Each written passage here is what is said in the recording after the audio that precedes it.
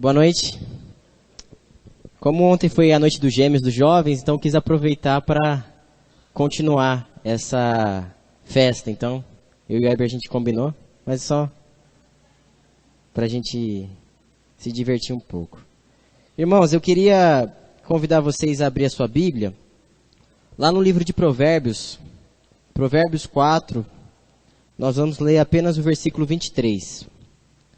Provérbios 4, o verso 23.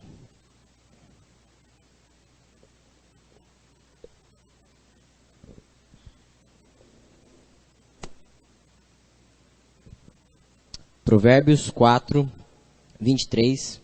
Eu vou estar lendo na versão da NVT, nova versão transformadora. E você pode acompanhar na sua Bíblia também. Provérbios 4, versículo 23. Diz assim: acima de todas as coisas, guarde seu coração, pois ele dirige o rumo de sua vida. Eu queria convidar vocês a lerem comigo também. Podemos ler junto nessa versão que está aí projetada? Vamos lá? Acima de todas as coisas, guarde seu coração, pois ele dirige o rumo de sua vida. Eu sei que esse versículo ele é muito conhecido de nós, né? Talvez você já saiba decorar esse versículo, talvez você já ouviu outras pregações, outros sermões nesse versículo. Mas o convite que eu quero fazer a você nessa noite é para que a gente reflita sobre esse tema, ídolos do coração. E para isso, eu gostaria de citar esse livro que eu tenho aqui em mãos, que o próprio nome dele diz Ídolos do Coração. É um livro que eu li no ano de 2016, foi um conselho, né, de um amigo meu, e eu queria até já deixar aqui a indicação de que se você gosta, né, de uma boa leitura, você leia, adquira ou pegue emprestado comigo este livro. Porque esse livro, em linhas gerais, ele vai falar sobre o tema da idolatria. E como esse tema ele precisa ser desmistificado nos nossos dias. Porque ainda a gente tem um conceito de idolatria muito católico. Por causa da nossa origem católica, né? Sendo o Brasil um país, em linhas gerais, católico. Então a gente resume idolatria a simplesmente imagens, a simplesmente estátuas, a simplesmente algo que está externo a nós. E não algo que está dentro de nós. E aí, o autor aqui deste livro, na verdade a autora é Elyse Fitzpatrick, ela vai resumir então idolatria da seguinte maneira, usando o livro de Ídolos do Coração, ela vai dizer o seguinte: o que é idolatria? Idolatria tem a ver com o amor, ou seja, o meu amor por ele, o meu amor por outros, ou o meu amor pelo mundo. Então a Elyse, ela vai colocar idolatria e amor na mesma pauta. Ela vai dizer que idolatrar é amar, e amar é idolatrar. Ambas as coisas estão juntas. E ela vai dizer então que esse amor por alguém, esse amor por outros, ou esse amor pelo mundo, é o que define então idolatria. E isso abre os nossos olhos para a gente enxergar que idolatria não tem apenas a ver com aquilo que está fora, mas com aquilo que tem valor aqui dentro, no coração. Por isso que o título do livro é Ídolos do Coração. Porque a Elyse vai resumir dizendo que tudo começa aqui dentro. Tudo começa no nosso coração. Tudo começa no nosso interior. E a partir disso, então, nós criamos imagens, criamos esculturas e criamos tudo aquilo que a gente já conhece como idolatria. E o que eu acho muito interessante é que isso não está muito diferente do que Jesus mesmo disse. Porque veja o que Jesus disse lá em Marcos, no capítulo 7, versículo 21 e 22, ele diz assim: pois do interior do coração dos homens vêm os maus pensamentos, as imoralidades sexuais, os roubos, os homicídios, os adultérios, as cobiças, as maldades, o engano, a devassidão, a inveja, a calúnia, a arrogância e a insensatez. Talvez você não sabia quanta coisa cabe no seu coração. ou quanta coisa vem de dentro do coração. Mas Jesus vai dizer isso. E aqui ele está confrontando a religiosidade dos fariseus. Por quê? Porque os fariseus estavam preocupados apenas com o exterior. Eles estavam criticando Jesus porque os discípulos dele não lavavam as mãos ao comer. E o que Jesus diz para eles é o seguinte: meus queridos fariseus, não é o que entra no coração, não é o que entra no homem que importa, mas é o que sai. E o que sai é isso aí. É mau pensamento, é imoralidade sexual, é engano, é devassidão, é inveja, é calúnia, é arrogância, insensatez. E dessa maneira, então, o convite para a gente meditar nessa noite é para que a gente possa olhar para o nosso coração. Porque Jesus tinha um cuidado muito especial. E ele chamou a atenção dos fariseus para isso. Olhe para o coração. Para de se preocupar com a roupa. Para de se preocupar com fatores externos, com a beleza, com o cabelo. Preocupa com o seu interior.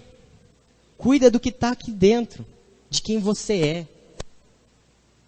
E mediante a isso, eu queria elencar aqui com vocês aquilo que eu vou chamar de ídolos modernos. Como assim? Ídolos modernos seriam aquilo que nós idolatramos, ou seja, que nós amamos hoje, no século 21. E nós precisamos olhar para isso.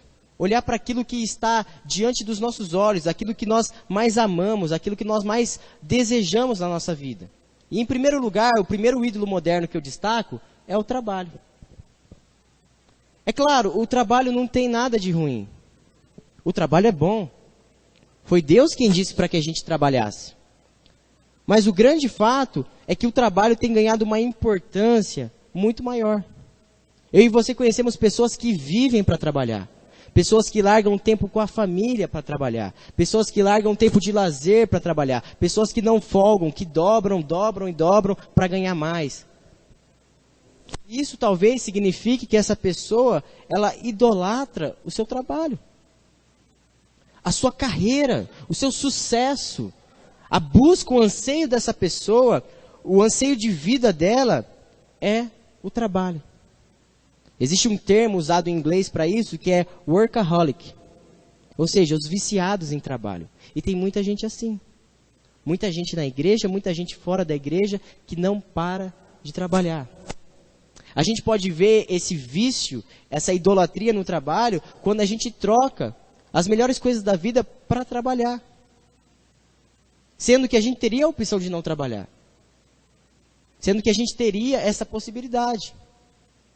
Então, o trabalho em si ele não é ruim, mas o que é ruim é o valor e a importância demasiada que a gente dá para o trabalho. E eu acho que junto com isso vem um outro ídolo, que é o dinheiro. Porque talvez você não trabalhe porque você ama trabalhar, mas você trabalha para buscar o dinheiro.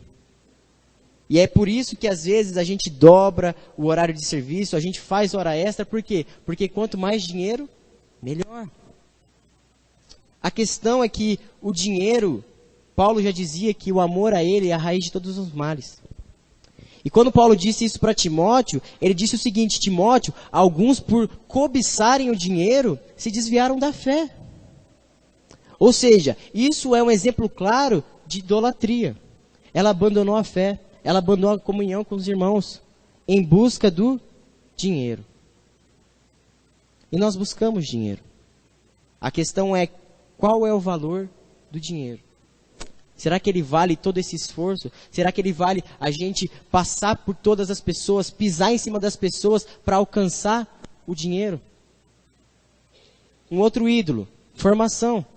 E quando eu digo formação, eu digo relacionado aos estudos. E aqui parece que é uma pirâmide que cada vez vai subindo. Porque a pessoa ela busca uma boa formação para ter um bom trabalho, para conseguir ganhar muito dinheiro. É a chave do sucesso. É o que todo mundo diz por aí. Você tem que ser médico para você ganhar bem e trabalhar pouco. Mas será que é isso? Será que é isso que resume a vida? Será que a vida se resume a ter uma boa formação? E isso para os jovens é muito forte, porque eles são pressionados. São pressionados a ter uma boa formação. São pressionados a passar no vestibular, para estudar na USP, para estudar na Unicamp. Só que as vagas são tão poucas. E aí quando o jovem não passa no vestibular, ele se frustra porque ele perdeu um ano da vida dele estudando para passar no vestibular. Só que isso é o alvo da vida dele. É o propósito de existência, é passar no famoso vestibular. Mas será que a vida é só isso? Será que a vida é só passar numa USP, numa Unicamp? Eu cansei de ver nesses anos tantos jovens que foram para essas universidades e se perderam. Tanta gente que ansiou por isso, colocou isso diante de Deus, era um sonho, era um desejo, mas que quando chegou lá, o bicho pegou. O bicho pegou literalmente. As faculdades acabam com a fé dos nossos jovens. E a grande questão é, se esse é o nosso alvo apenas, se a gente está embasado apenas nisso, na formação, no currículo, quantos cursos técnicos eu vou ter, quantos cursos do Senai eu vou fazer, quantas faculdades eu vou fazer, se a vida se resumir a só isso, é muito pouco. Quantos de nós aqui não temos uma boa formação e estamos desempregados às vezes? Ou seja, não significou nada. Uma boa formação não significou absolutamente nada. Um outro bem, na verdade, um outro ídolo, são os bens materiais. E são ídolos modernos, porque hoje a gente dá um valor e tem um apego com isso. Aqui a gente pode resumir a bens materiais, casa, carro, aparelhos eletrônicos, tudo aquilo que nós possuímos, tudo aquilo que tem valor para nós. Mas às vezes isso tem valor demais. Às vezes o nosso carro é tão importante que a gente não quer tirar nem ele da garagem. A gente lava ele no domingo à tarde. A gente encera o carro. A gente passa o pretinho, fica bonitinho. E a gente não quer nem sair para dar um passeio, porque senão vai estragar o carro. Não posso gastar combustível. Mas qual que é a função de um carro? Não é te levar de um lugar para outro. Mas o carro é tão importante para você que você ama o carro, você idolatra o carro. E ele não faz a função dele. Você vive em função do carro. E o carro não vive em sua função. Idolatria. Outro, aparelhos eletrônicos, o famoso celular. O valor disso aqui às vezes é tão alto, mas ele é tão frágil. Meu pai me deu esse celular aqui em novembro. Em janeiro ele caiu no chão e quebrou. Já era. Está com a tela trincada.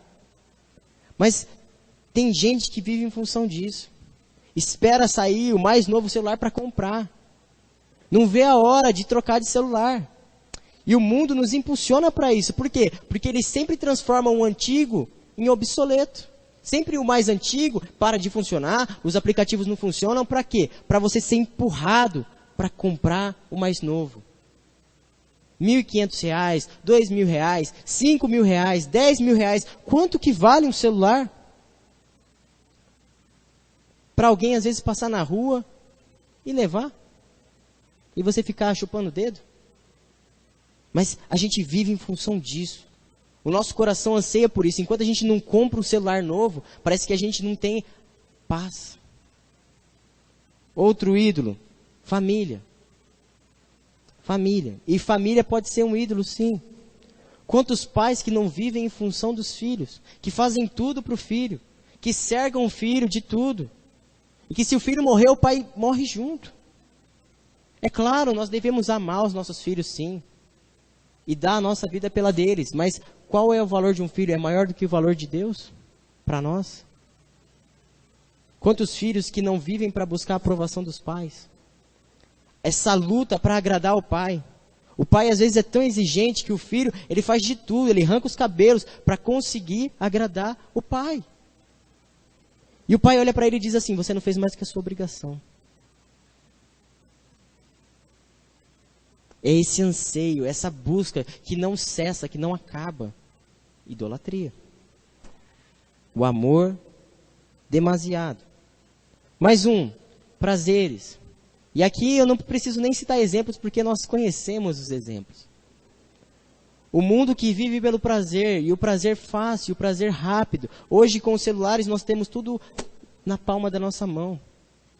O mundo que a gente quiser. Os homens, as mulheres que a gente quiser. A pornografia está aí para comprovar isso.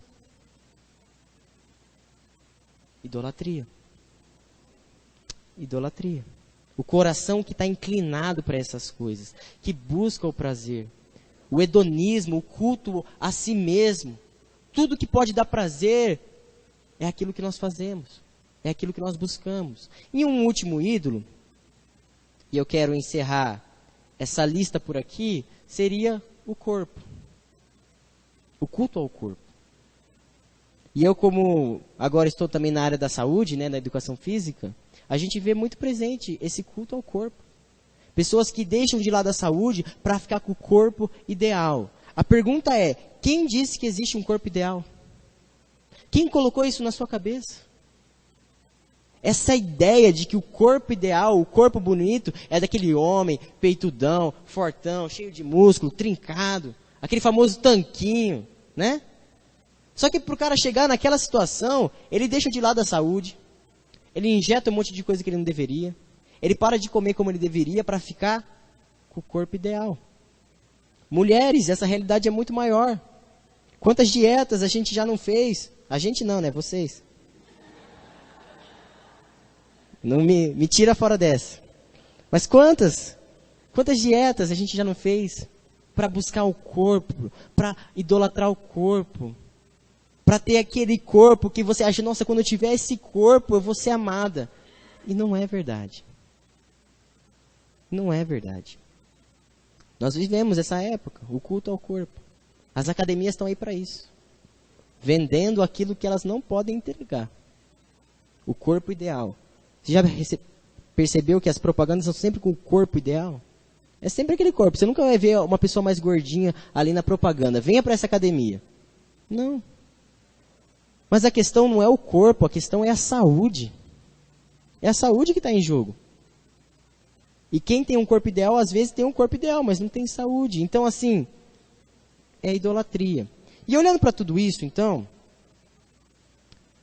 eu sou tentado a concordar com João Calvino. Alguém que viveu lá no passado, mas que já diagnosticou o problema no século XXI. Olha o que ele disse. Ele disse o seguinte: o coração humano é uma fábrica de ídolos. Olhando para todos esses ídolos modernos, que nós vimos aqui, 8 ao todo, e podem ter mais também, a conclusão que nós chegamos é que o coração humano é uma fábrica de ídolos. Nós trabalhamos para isso. O coração busca se saciar em algo. O homem busca um motivo para viver, e ele busca isso em qualquer dessas formas. Trabalho, dinheiro, bens materiais, formação, famílias. O homem precisa de um propósito para viver. O coração precisa de alguém para se satisfazer, para se encher. Então o nosso coração é uma fábrica de ídolos. E como eu disse no início, o ídolo não é só aquilo que está externo, mas ele começa aqui dentro. É o coração que produz esses ídolos. É o coração que produz essas motivações. E com tudo isso, a gente vê então que para vencer a idolatria é necessário guardar o coração. E é sobre isso que a gente vai falar. É sobre isso que o texto que nós lemos, ele fala. Como que nós podemos guardar o nosso coração? É a única maneira de vencer a idolatria. É cuidando do coração. É preservando o coração. E por isso eu quero convidar então você a pensar comigo em 2 lições sobre o nosso coração. 2 lições que o texto nos apresenta. E a primeira lição é o seguinte, que o coração, ele é o guia da nossa vida. O coração é o guia da nossa vida. O texto diz o seguinte: acima de todas as coisas, guarde seu coração, pois ele dirige o rumo de sua vida.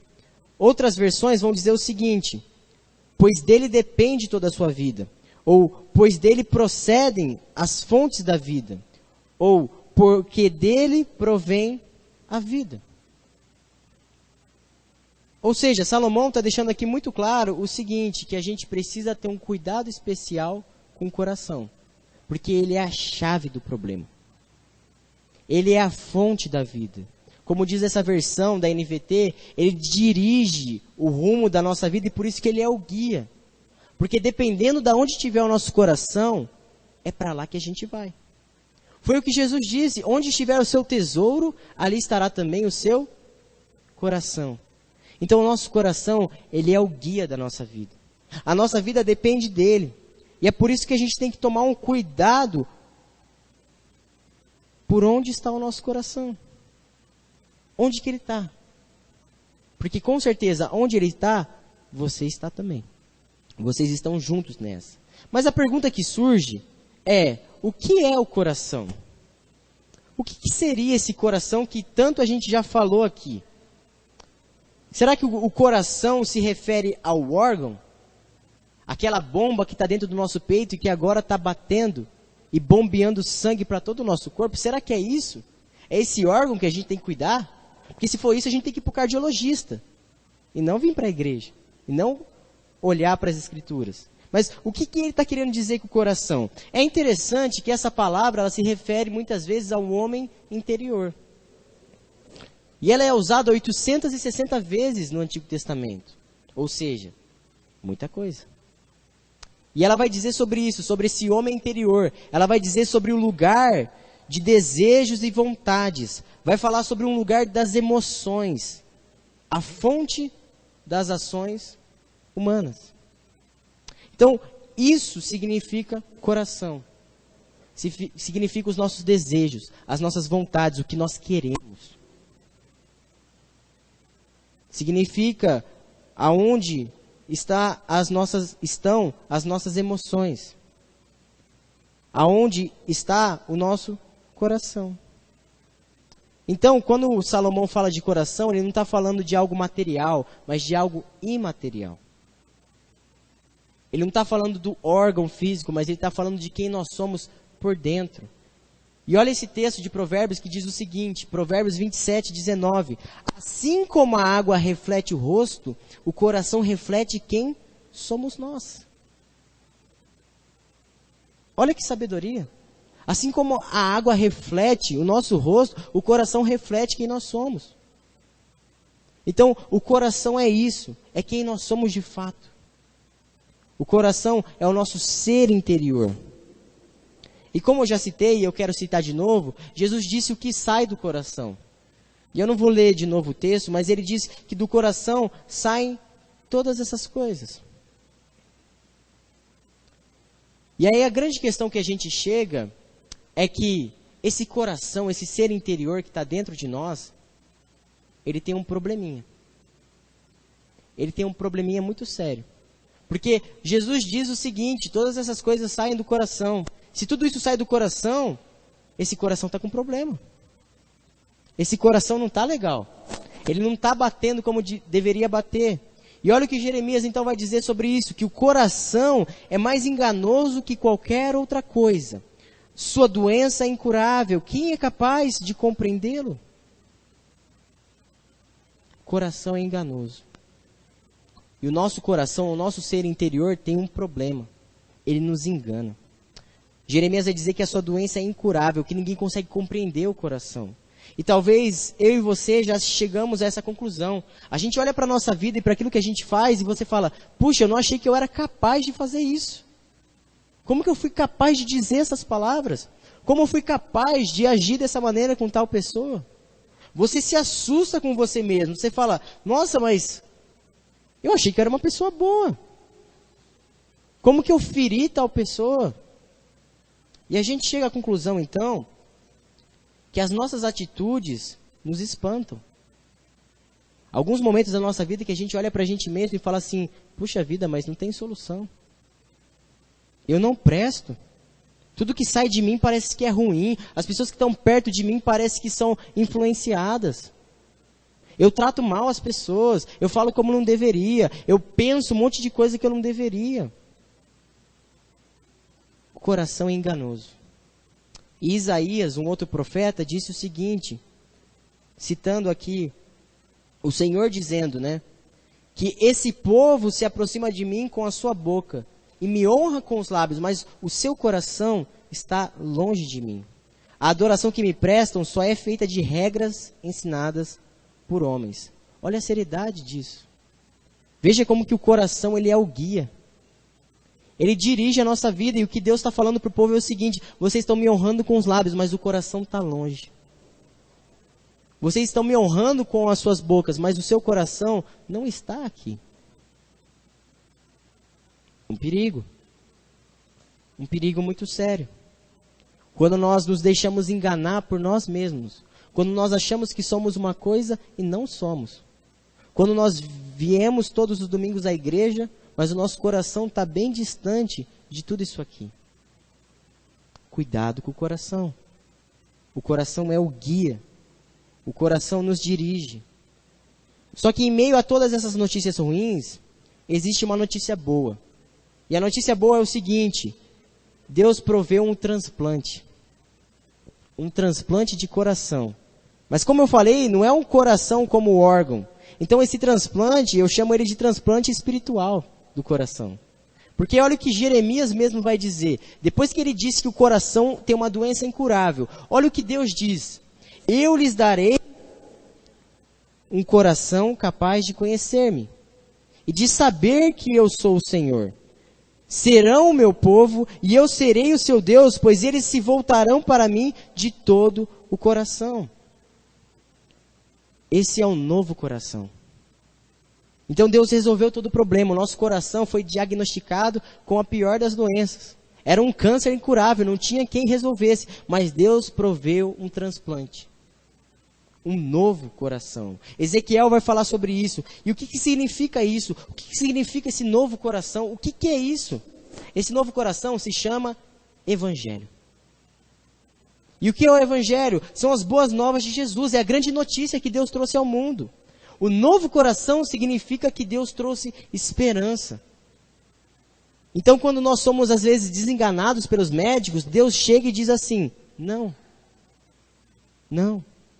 Existe uma chance, e a chance está no Evangelho.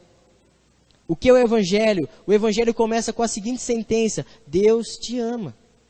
Ele te ama, Ele se importa com você. Porque se Ele não te amasse, Ele não ia te dar um novo coração.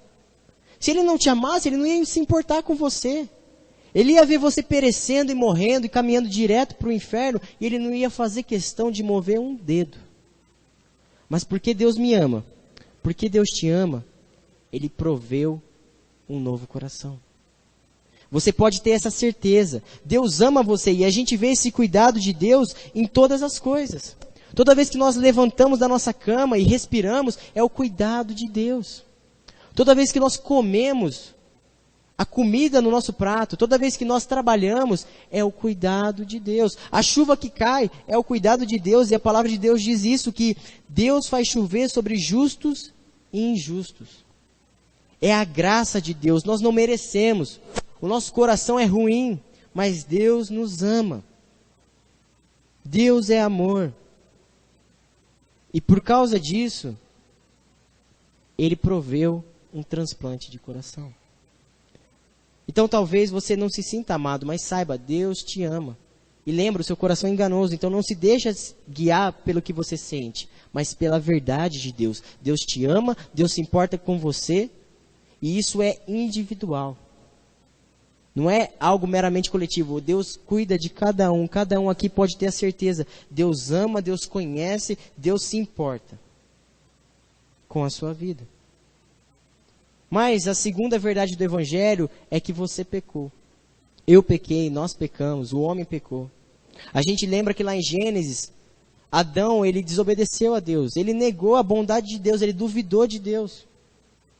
E Adão, por ter feito isso, juntamente com a sua esposa e comido do fruto que não era para ter comido, ele caiu.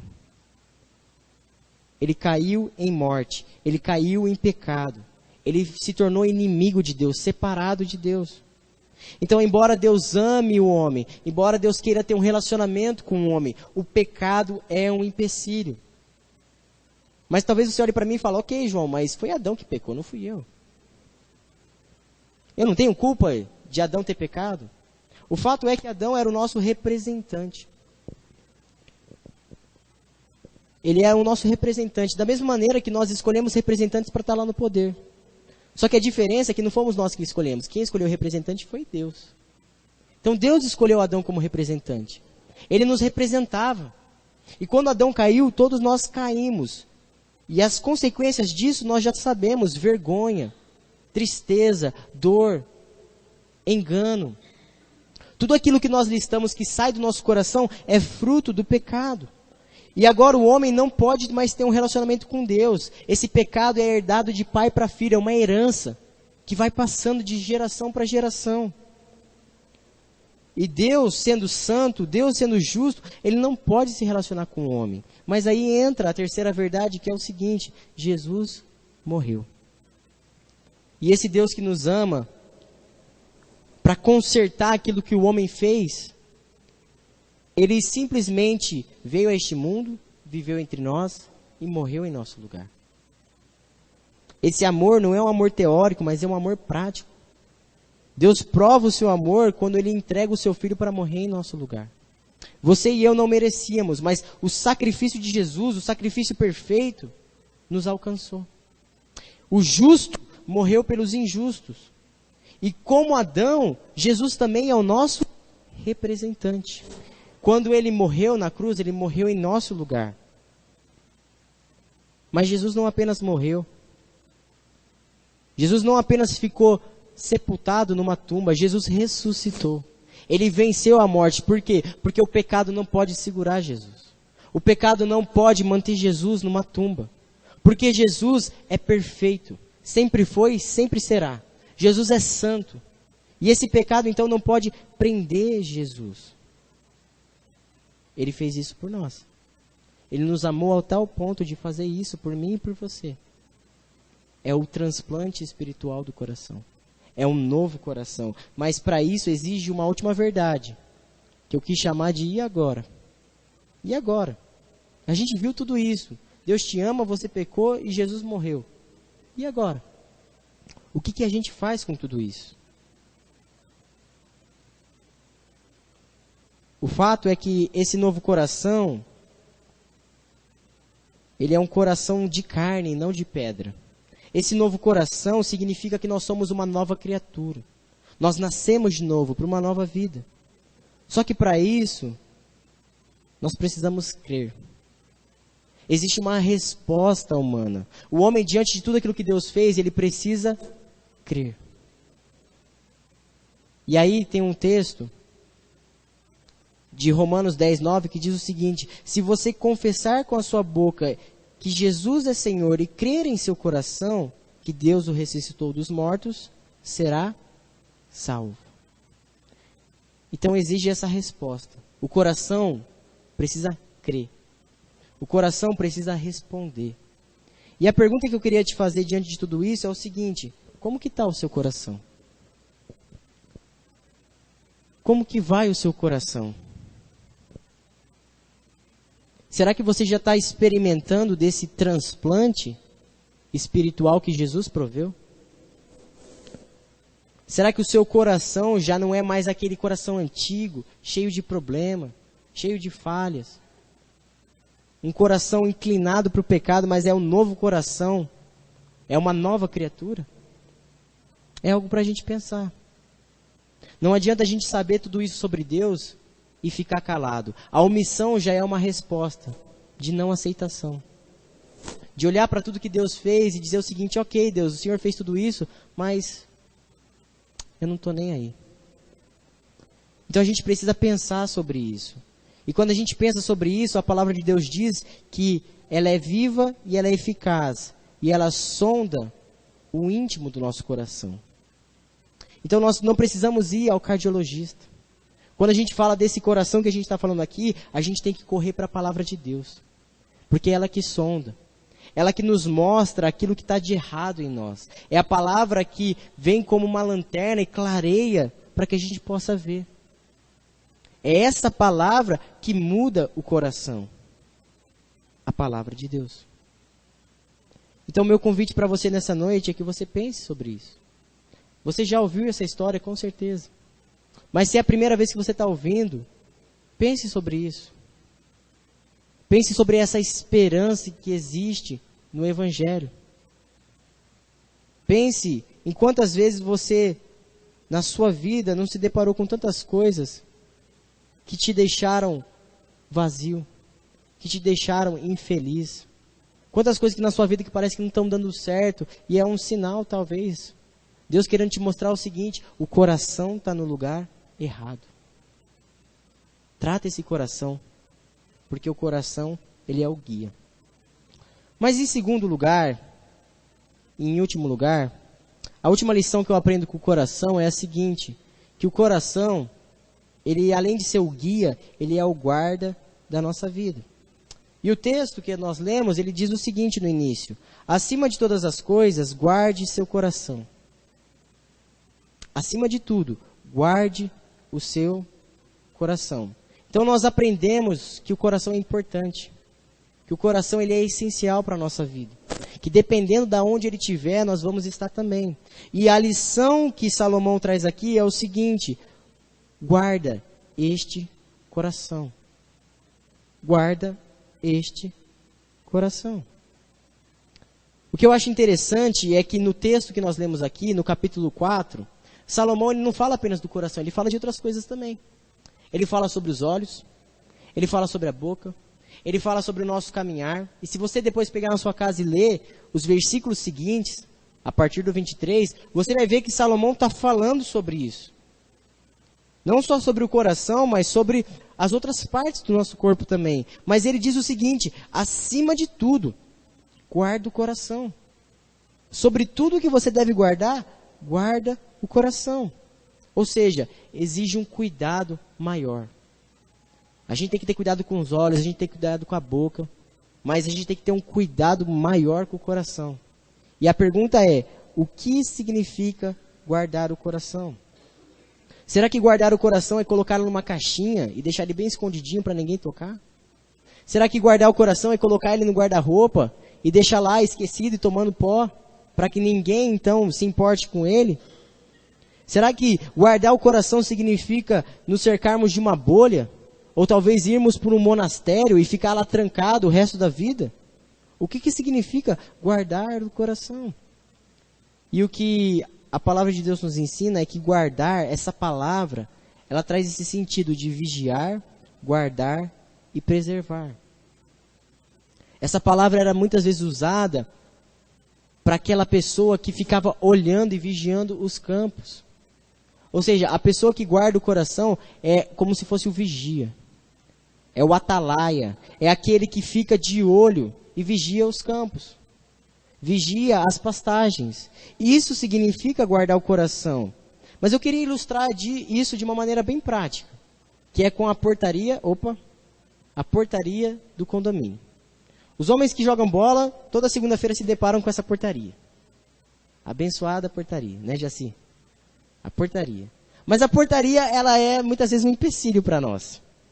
Porque existe uma certa burocracia para que a gente possa entrar e desfrutar lá do campo, do prédio, onde o Jaci e a Rose estão construindo. Do condomínio, na verdade. Mas é interessante isso. É interessante a gente olhar para essa portaria e ver que não é qualquer um que chega lá e entra na portaria. Não é de qualquer jeito que você entra na portaria. Você tem que levar o seu documento. Ele vai olhar seu documento, ele vai olhar e vai conferir lá os dados. Vai demorar um certo tempo. E depois disso ele vai devolver o documento. Se você chega sem documento, não é assim: pode entrar, não tem problema. Não, o Jaci tem que ir lá e assinar dizendo que ele está entrando. E essa burocracia, ela chama a minha atenção. Porque ela se parece com aquilo que significa guardar o coração. Guardar o coração significa a gente ser criterioso. É ser como um porteiro, como um guarda, que não deixa qualquer um entrar, mas que fica de olho. É isso que significa guardar o coração. É ser o chato da história. É ser aquele que diz: peraí, deixa eu ver o seu documento. E como que a gente aplica isso na prática? O que a gente deve fazer? Primeiro, cuidado com os conteúdos que você assiste. Guardar o coração significa você olhar para tudo aquilo que você assiste e selecionar: peraí, o que eu vou deixar entrar e o que não vai entrar. Porque não é tudo que vai inundar e encher meu coração. Você vai proteger, você vai blindar o seu coração. E essa pergunta, essa afirmação melhor, ela se baseia no seguinte: o que a gente tem consumido na internet, no Netflix, na televisão? Será que a gente tem guardado o nosso coração ou tem exposto ele a perigos? Hoje é um grande problema. Eu, às vezes, com a Larissa, a gente assiste algumas séries, e tem séries que a gente tem que olhar para ela e falar assim, vamos parar de assistir, porque não está dando. Só tem palavrão, só tem cenas obscenas. Isso não conduz o meu coração para perto de Deus, mas para longe dele. Então, isso significa guardar o coração. É proteger. É não deixar qualquer um entrar, não. Não é a casa da mãe de Joana, é o seu coração. E você precisa guardá-lo. Então, os conteúdos que você assiste, às vezes não tem nada nocivo, não tem nada de errado, mas também não contribui em nada. Eu estava lá em casa esses dias e estava esperando a Larissa chegar e minha mãe estava assistindo uma novela das antigas, aquela Por Amor, eu acho. Está passando agora aí na Globo. Mas assim, todas as atitudes que as pessoas têm naquela novela não mostram alguém que teme a Deus, mostram alguém que despreza a Deus. É só briga, é intriga, é inveja, é amargura, é só gritaria. Então eu olho para aquilo e o que aquilo ensina para o meu coração? Nada. Mas às vezes eu gasto a minha tarde toda assistindo. Então a gente precisa ser criterioso com aquilo que a gente consome. Porque o que entra nos nossos olhos fica no coração. E uma hora ou outra aparece. Então, cuidado. Cuidado com aquilo que você assiste. Mas cuidado também com os relacionamentos que você tem nutrido. E isso se tange, significa família, trabalho e a vida em geral. Se a gente anda com pessoas que nos levam mais para longe de Deus do que para perto, será que a gente está guardando o coração ou está expondo ele? As más companhias corrompem os bons costumes. Então, os jovens principalmente, tomem cuidado com isso, com as amizades. Porque as amizades levam o nosso coração para longe de Deus, ou para perto.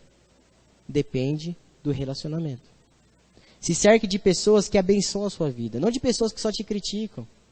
Que só falam, você não presta, você não tem jeito mesmo. Mas pessoas que falam assim, ok, tá tudo ruim, tudo bem, mas vamos lá, quer seguir comigo? Vem, anda comigo, caminha. Então a gente tem que tomar cuidado com esses relacionamentos. Eu sei que família é sempre um assunto complicado, né? Mas, muitas vezes, existem situações na nossa família que a gente está expondo o nosso coração a problemas, a dificuldades. É claro que a gente não vai se manter a par da família, né? Não é a gente se trancar no quarto e deixar a família se lascar. Não é isso. Mas a gente precisa ser criterioso em tudo. Nas amizades, na família. Os jovens aí, ou os solteiros que estão buscando um relacionamento amoroso, tem que ser criterioso. Com as pessoas a quem você vai entregar o seu coração. Porque a pessoa ou ela vai te amar ou ela vai te ferir. Então, tome cuidado com isso. Terceiro, sentimentos que alimentamos. Às vezes o nosso coração é cheio de amargura, cheio de ansiedade, cheio de culpa. E a gente alimenta isso. Você não perdoa a pessoa e você não esquece. Você fica pensando naquilo que ela fez, você fica remoendo. E no dia que você vê ela, você vai falar na cara dela, olha, você fez isso, isso, isso comigo. Será que isso é guardar o coração ou expô-lo a perigos tão grandes? A você ficar amargurado, amargo, uma pessoa difícil de conviver, porque não guardou o coração. Proteja o coração. Proteja ele da culpa. Porque a culpa é aquela pessoa que vem e pisa em você e pisa no seu erro. E quem faz muito isso é o diabo, porque o diabo é o acusador. E ele olha pra gente e fala assim, viu, você não presta porque você fez isso. Essa voz parece que ecoa no nosso ser. É alguém que parece que está falando com a gente, dizendo assim, você fez isso, isso e isso. Mas quando vier essa voz, lembra o seguinte, Deus te perdoou. Você foi perdoado, você foi amado por Deus, Deus te aceitou. Então não nutra isso no seu coração, não alimente esses sentimentos, porque eles vão infectar o seu coração. Em quarto lugar, sonhos que sustentamos. Sonhos. Sonhos são muito bons e nós temos que sonhar mesmo. Mas às vezes a gente tem que ser mais criterioso com alguns sonhos. Porque se esse sonho não estiver no plano de Deus, ele nunca vai acontecer. E só vai gerar frustração. Então o meu conselho diante disso, seja num sonho de um trabalho melhor, de uma formação, seja num sonho até de um corpo, seja do que for, é que coloque esse sonho no plano de Deus, na agenda de Deus. Não fica nutrindo esse sonho e dizendo o seguinte, não, eu vou conseguir. Porque se Deus não quiser, nunca vai acontecer. Então coloca diante de Deus e fala assim, Deus, esse sonho está diante do Senhor? Esse anseio do meu coração aí está diante do Senhor, porque eu não quero, Deus, nutrir algo que não está na sua agenda. Eu não quero manter algo no meu coração que não agrada ao Senhor. Entrega ao Senhor, ora ao Senhor. Coloque os seus sonhos diante dele. Porque eu tenho certeza que ele vai ser o primeiro a se alegrar quando tudo der certo. Quando o sonho corresponder à vontade de Deus. Cuidado. E um último cuidado que a gente precisa ter é em relação ao tempo que a gente desperdiça. Recentemente eu fiquei sabendo que foi lançado um aplicativo no celular que ele conta o tempo que a gente fica usando. Eu não sei quantos já ficaram sabendo desse aplicativo. O tempo que você usa o celular, ele contabiliza esse tempo. E aí um amigo meu que joga basquete, ele falou que um outro amigo dele fez isso com o filho dele, fez esse teste. E ele chegou à conclusão do seguinte, o celular disse que o filho dele fica com o visor ligado 14 horas por dia. Aí você pensa, bom, o dia tem 24, se ele dorme 8 no mínimo, sobra 2 horas, né? É muito tempo, é muito desperdício.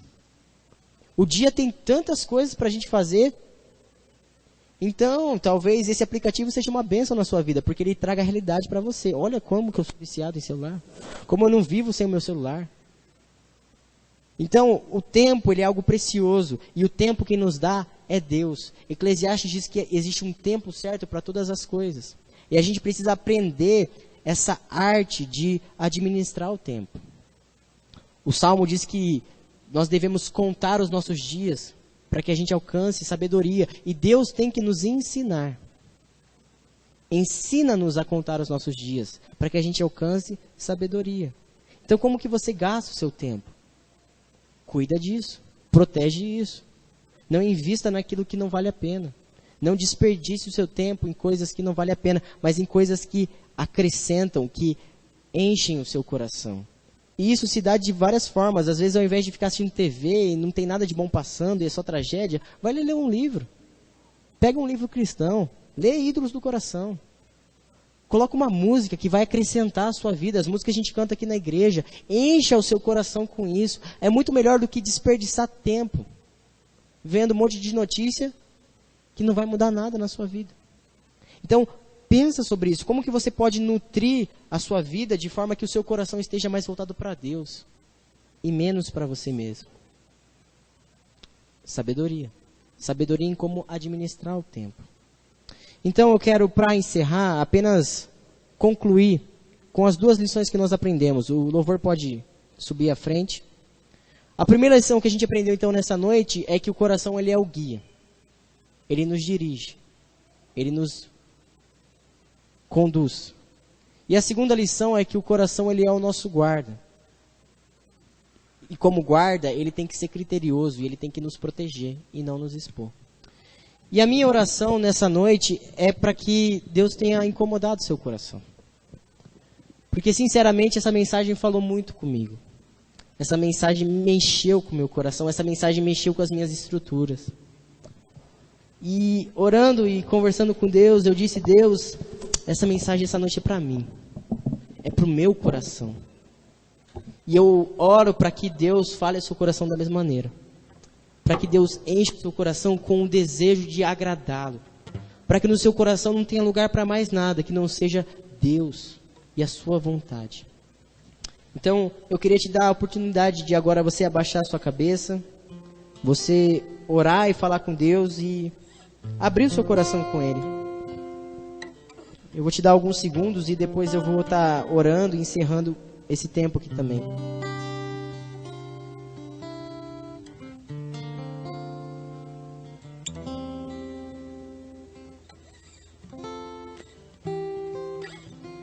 Deus, obrigado, porque a sua palavra nunca falha. E o Senhor sempre traz consolo, traz descanso, mas também o Senhor confronta o nosso coração, Deus. Que o Senhor nos ensine a dar o valor devido para o nosso coração, para o nosso ser interior, para quem nós somos de fato. Que Que o Senhor nos dê sabedoria e nos dê direção para guardar o nosso coração de tantos perigos, Deus, que querem muitas vezes nos atacar e querem nos levar para longe do Senhor, Pai. Mas que o nosso coração seja cheio do Senhor, cheio da Sua palavra, cheio do Seu poder, e que não haja lugar algum para sentimentos ruins, para relacionamentos que não contribuem, para conteúdos que às vezes nós assistimos e que não nos levam a nada, Deus. Mas que o nosso coração seja cheio da vontade e do querer do Senhor, Pai. Nos incomoda, Deus, nos mostra o Teu querer. Como a Tua palavra diz, sonda o nosso coração para que a gente possa enxergar o que a gente não vê. O coração é enganoso. E ele nos engana tão bem, Deus, mas nos capacita para que nós possamos enxergar a nossa vida segundo a ótica do Senhor, segundo os olhos do Senhor, Deus. Que nós possamos desfrutar desse novo coração. Esse coração que o Senhor nos dá por meio do Evangelho, das boas novas de Jesus.